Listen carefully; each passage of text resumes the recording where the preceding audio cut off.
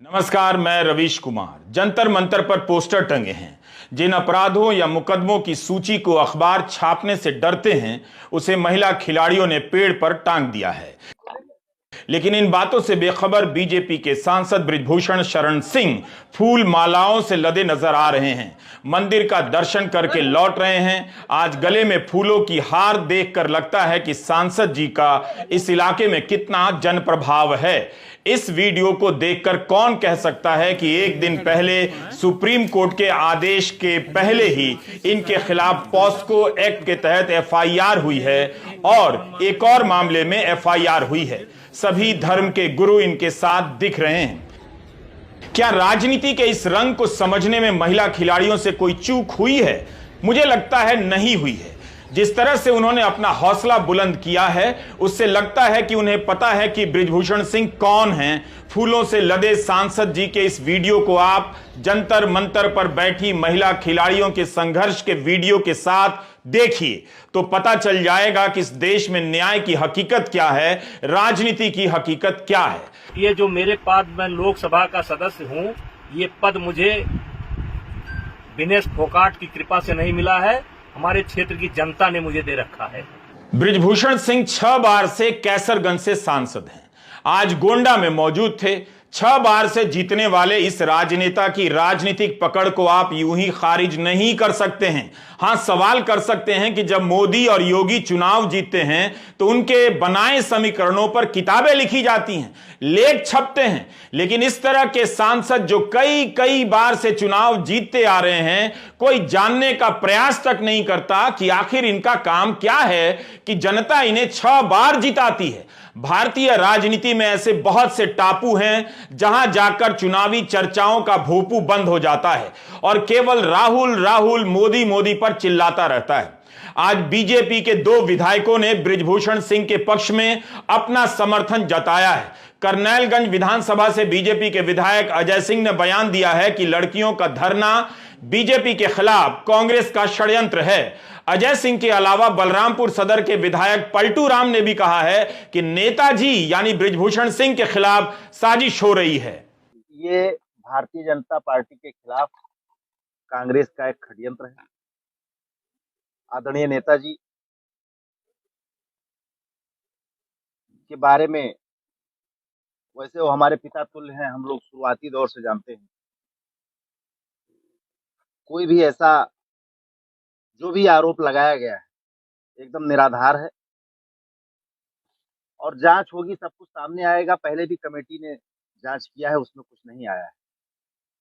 यह एक कांग्रेस की बहुत बड़ी साजिश है जो माननीय सांसद जी के राजनीतिक चरित्र को खराब करना चाहते हैं और माननीय सांसद जी आम जनता के दिलों में बसते हैं और माननीय सांसद जी को, हमको, पूरे देश की जनता को, हमारे क्षेत्र की जनता को कानून पर भरोसा है, सर्वोच्च न्यायालय पर भरोसा है और हमेशा सत्य की जीत होती है और सत्य की जीत होगी, क्योंकि माननीय सांसद जी सत्य के रास्ते पर है। अब आप सोचिए कि जिस नेताजी के खिलाफ एफआईआर होने में 3 महीने लग गए, सुप्रीम कोर्ट जाना पड़ा और जंतर मंतर पर धरने पर बैठना पड़ा, उस नेताजी के खिलाफ इन खिलाड़ियों का संघर्ष कितना मुश्किल है। अगर राजनीति के तहत भी हो रहा है तब भी आसान नहीं है। हालांकि सरकार अभी तक साबित नहीं कर सकी है कि इस धरना प्रदर्शन के पीछे कोई राजनीतिक दल है या इनका इरादा, खिलाड़ियों का इरादा राजनीतिक है। हरियाणा की लड़कियां कौन सा यूपी में चुनाव जीतने वाली हैं या जीतने जा रही हैं? इन महिला खिलाड़ियों के लिए दुआ कीजिए। और क्यों दुआ करना है, इसके लिए आप उन मुकदमों की सूची एक बार देख लीजिए जो जंतर मंतर पर टांगा गया है। पॉस्को के एफआईआर में नाम आने के बाद क्या बृजभूषण सिंह गिरफ्तार होंगे? सवाल केवल सवाल नहीं है, यह स्टेट के भीतर साहस और सिस्टम के बचे होने का भी सवाल है। यह सवाल कौन पूछे? सांसद जी तो फूल मालाओं से लदे नजर आ रहे हैं। यह पोस्टर अपने आप में बगावत है, साहस का प्रतीक है। इस पोस्टर को खुले में टांग देने का साहस ये खिलाड़ी ही कर सकते हैं, सरकार नहीं, वरना इन मामलों में सुनवाई पूरी हो चुकी होती और पता चलता कि किस किस में सजा हुई है, किस किस में बरी। राहुल गांधी के मामले में झट से फैसला आ जाता है, मगर एक सांसद के खिलाफ इतने संगीन मुकदमे हैं, सारे मामले इस पोस्टर की तरह हवा में लटके हुए हैं। शायद जनता की किसी आंधी का इंतजार कर रहे होंगे जो कभी नहीं आएगी। सिस्टम में साहस नहीं बचा है। जंतर मंतर पर जो पोस्टर टंग रहा है उसमें 38 मामलों की सूची बनाई गई है। ज्यादातर मामले अयोध्या, फैजाबाद, नवाबगंज के थानों में दर्ज हैं। 13 मामले तो फैजाबाद थाने में दर्ज हैं। 16 मामले अयोध्या कोतवाली में दर्ज हैं जहां राम मंदिर बन रहा है, बल्कि एक मामला राम जन्मभूमि थाने में भी दर्ज है। 30 और 35 नंबर पर लिखा है कि बृजभूषण सिंह के खिलाफ गैंगस्टर एक्ट दर्ज हो चुका है। हत्या की कोशिश से लेकर आर्म्स एक्ट के तहत मुकदमे दर्ज हैं। इस सूची को देखकर लगता है कि शायद ही ऐसी कोई संगीन धारा बची हो जिसके तहत बृजभूषण सिंह के खिलाफ मामला दर्ज नहीं हुआ है। आज तक उनके मामले में सजा नहीं हुई है। सुप्रीम कोर्ट ने नोटिस जारी नहीं किया होता तो इतनी आसानी से बृजभूषण सिंह के खिलाफ 2-2 एफआईआर नहीं होती। जनवरी में खिलाड़ियों ने धरना दिया था, तब से यहां तक आने में सुप्रीम कोर्ट का ही सहारा लेना पड़ा। यह बताता है कि कुश्ती महासंघ के अध्यक्ष की हैसियत और प्रभाव महासंघ से बाहर यूपी की राजनीति के मैदान में कितनी गहरी और ऊंची है। अब तो बृजभूषण सिंह के समर्थन में एक महिला महंत भी सामने आ गई हैं। हम लोग भी धरना प्रदर्शन करेंगे। अगर वो लोग धरने से नहीं उठते हैं तो हम लोग भी पूरे अयोध्या के साधु संत महात्मा और जितने भी मंदिर के लोग हैं वो सब सांसद जी की तरफ से हम लोग धरना प्रदर्शन में बैठने को तैयार हैं। मैं इसीलिए सांसद जी से मिलने भी आई थी कि हम जो उनका आदेश हो वो हम लोग करें, लेकिन नेताजी अभी हम लोगों को रोक रहे हैं कि नहीं, अभी आप लोगों को ऐसा कुछ नहीं करना है। नेताजी हमारे पिता तुल्य हैं और मैं उनको बचपन से जानती हूँ, वो ऐसे नहीं है। उनके ऊपर जो भी शोषण के आरोप लगाए जा रहे हैं वो बिल्कुल गलत है। तो आज तक ये सब सामने क्यों नहीं आया था? आज तक अगर उन्होंने ऐसा कुछ किया था तो पुलिस थी, कानून था, लोगों के पास मीडिया थी, उनको किसी के पास जाना चाहिए था ना। आज ही क्यों? महंत जी आज नहीं, ये खिलाड़ी जनवरी में सामने आई थी। जब कहा गया कि एफआईआर क्यों नहीं करा रही हैं तो एफआईआर के लिए चली गई, तब भी तो नहीं हुआ। कोर्ट बीच में आया तब हुआ। अब अगर इस मामले में अयोध्या के महंत धरना करेंगे तो मामला ही दूसरा हो जाएगा। धर्म को आगे ले आओ ताकि कानून की बहस पीछे चली जाए। कोतवाली अयोध्या में ही बृजभूषण सिंह के खिलाफ 16 मामले दर्ज हैं, जैसा कि इस पोस्टर पर लिखा गया है जो जंतर मंतर पर टांगा गया है।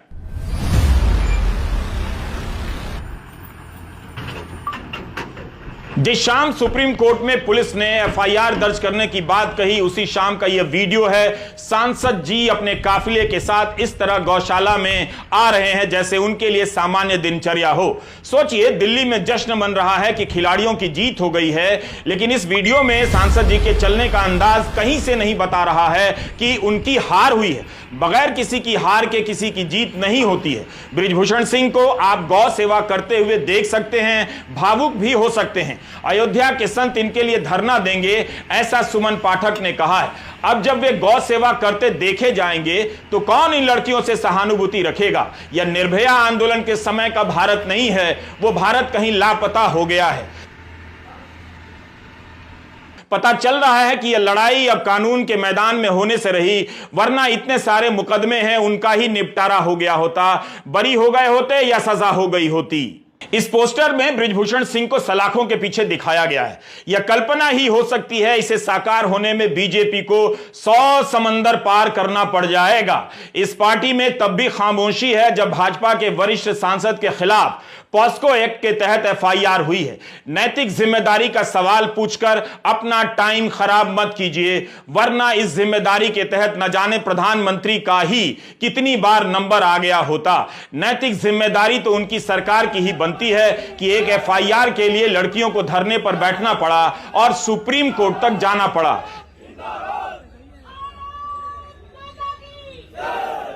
जंतर मंतर पर धरना देने वाली खिलाड़ियों को यह बात समझ में आ गई है कि अकेले की और अपनी लड़ाई का कोई मतलब नहीं रहा। राजनीतिक दलों को मंच से उतार देने वाले इन खिलाड़ियों को इस बार स्वागत करना पड़ रहा है। सीपीएम नेता वृंदा करात, पूर्व राज्यपाल सत्यपाल मलिक के बाद आज प्रियंका गांधी भी जंतर मंतर गईं। प्रियंका ने पहले ही ट्वीट कर सरकार से इन खिलाड़ियों की मांग पर ध्यान देने की अपील कर दी थी।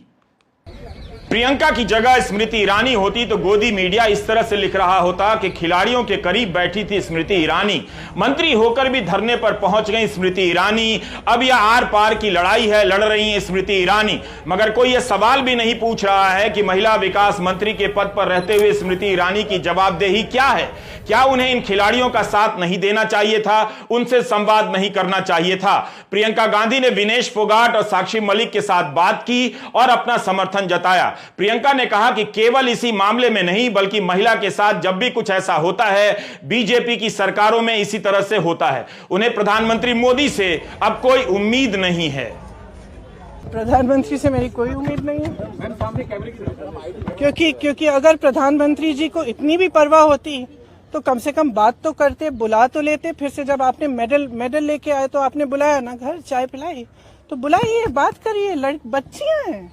अब भगवान जाने, मैं आपसे पूछ रही हूँ कि भाई इस आदमी को बचाने के लिए इतना सारा क्यों किया जा रहा है, जब इतनी सारी लड़कियां जिन्होंने देश के लिए इतना किया है, अपने परिवारों के लिए किया है, प्रदेश के लिए किया है, देश के लिए किया है, और इतना मतलब पर्सनल संघर्ष है इनका, आप देख सकते हैं। इन्होंने इतना किया है और आप उसको बचा रहे हैं। भाई इनको बचाओ ना। हमारे देश के बारे में ये क्या कहता है अगर हम अपने बच्चियों को नहीं बचा सकते? पूरा देश क्या वाकई इन लड़कियों के साथ है जैसा प्रियंका गांधी कह रही हैं? कौन सा देश इन खिलाड़ियों के साथ आ गया है? इसी दिल्ली में लोगों ने निर्भया के समय देखा था, पूरा शहर जंतर मंतर और राजपथ पर पहुंच गया था। आज इन खिलाड़ियों के लिए दिल्ली कहां नजर आ रही है? इन खिलाड़ियों ने अपनी लड़ाई अकेली लड़ी है और लड़ रही हैं। क्यों विनेश फोगाट को खिलाड़ियों के साथ आने की अपील करनी पड़ी? खिलाड़ियों से ही सचिन तेंदुलकर को क्रिकेट का गॉड कह दिया गया, भारत रत्न दे दिया गया, फिर भी एक शब्द नहीं बोला जाता है। तो वे किस भारत के रत्न हैं? उनसे तो बेहतर है कपिल देव। उनके कमाल से भारत ने पहली बार विश्व चैंपियन होने का खिताब पाया। कपिल को भारत रत्न नहीं मिला, लेकिन उन्होंने इन खिलाड़ियों के प्रति समर्थन जताने में संकोच तक नहीं किया। पूर्व हॉकी खिलाड़ी प्रगट सिंह ने इनका समर्थन किया है और सानिया मिर्जा ने भी। ओलंपिक में पदक जीतने वाले नीरज चोपड़ा और अभिनव बिंद्रा ने भी इन खिलाड़ियों के प्रति अपना समर्थन जताया है। ये दोनों ही ओलंपिक पदक विजेता हैं, सामान्य खिलाड़ी नहीं है। इनके बोलने के बाद ही कौन सा देश इन खिलाड़ियों के समर्थन में आ गया है? देश इस वक्त धर्म के नाम पर अधर्म को डकारने में लगा हुआ है। नीरज चोपड़ा साधारण खिलाड़ी नहीं है। ओलंपिक में ट्रैक एंड फील्ड में भारत के लिए पहला मेडल जीता है। चोपड़ा ने लिखा है कि उन्हें देखकर ठेस पहुंची है कि एथलीट को अपनी मांग मनवाने के लिए धरने पर बैठना पड़ा है। इस महान देश का प्रतिनिधित्व करने के लिए इन खिलाड़ियों ने कितनी मेहनत की है। एक देश के तौर पर हमारी जवाबदेही है कि हम इनकी सुरक्षा करें। मगर इस वीडियो में खिलाड़ियों के साथ खिलाड़ियों का प्रधानमंत्री दिखने वाले नरेंद्र मोदी महिला खिलाड़ियों को आश्वासन तक नहीं दे पाए। उन्हें मालूम है बृजभूषण सिंह के खिलाफ कार्रवाई करना या कोई बात कह देना मन की बात टाइप का कार्यक्रम नहीं है।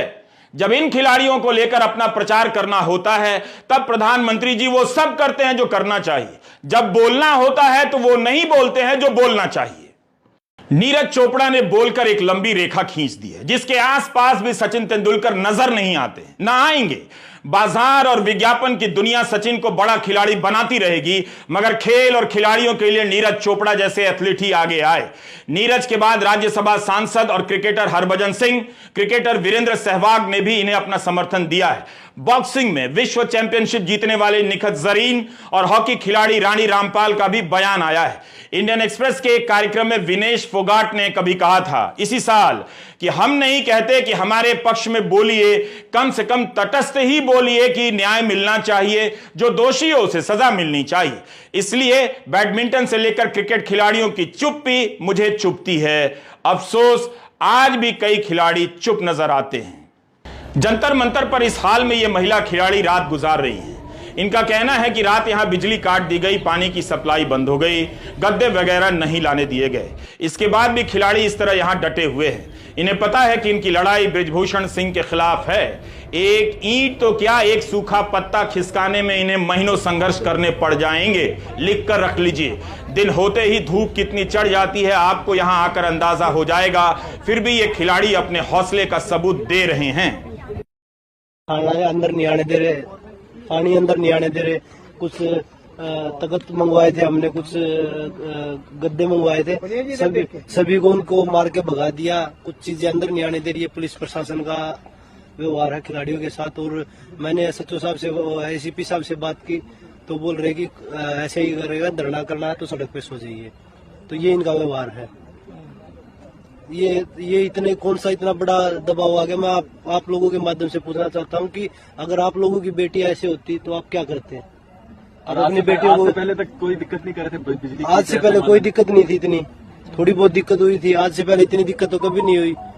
आज कटी है बिजली। सुप्रीम कोर्ट से हमें उम्मीद है, सुप्रीम कोर्ट के ही दबाव से हुआ। पुलिस प्रशासन अगर दबाव में नहीं होता तो पहले ही कर लेता। बिजली पानी भी नहीं आने दे रहे हैं, खाना क्या कुछ भी नहीं आने दे रहा। सब कुछ लोग कर दिया गया है और बोल रहे हैं कि धरना देना है तो आप लोग जमीन पे सो जाइए। अभी हमारे पास FIR की कॉपी। और आगे की क्या रणनीति रहेगी ये बताइए। देखिए, जब तक न्याय नहीं मिल जाता, पुलिस प्रशासन कितना भी अत्याचार कर ले, खिलाड़ी यहीं रहेंगे जब तक न्याय नहीं मिल जाता। क्योंकि ये भारतीय बेटियों की लड़ाई है और ये उनकी इज्जत और सम्मान की लड़ाई है। ये हमें चाहे कोई भी कुर्बानी देनी पड़े उसके लिए तैयार बैठे हैं, चाहे पुलिस प्रशासन कितना भी वो कर ले।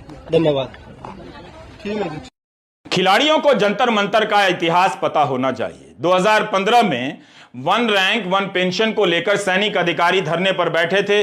इसका वादा तो प्रधानमंत्री मोदी ने ही रेवाड़ी में कर दिया था, मगर सत्ता में आते ही भूल गए। आरोप लगा सैनिक अधिकारी धरने पर बैठ गए।